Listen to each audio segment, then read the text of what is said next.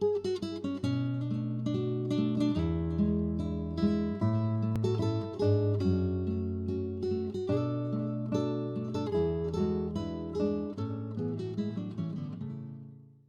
euch Gott. Ich habe mir gedacht, ich spiele jetzt einmal ein paar Stücke, die ich für das Steirische gemacht habe. Und anfangen tue ich jetzt heute mit einem Walzer. Den habe ich geschrieben zum 45-jährigen Hochzeitstag von meinen Eltern. Das war 2010. Und damit 45 sich nicht gar so wild anhört, heißt der jetzt der 3x15.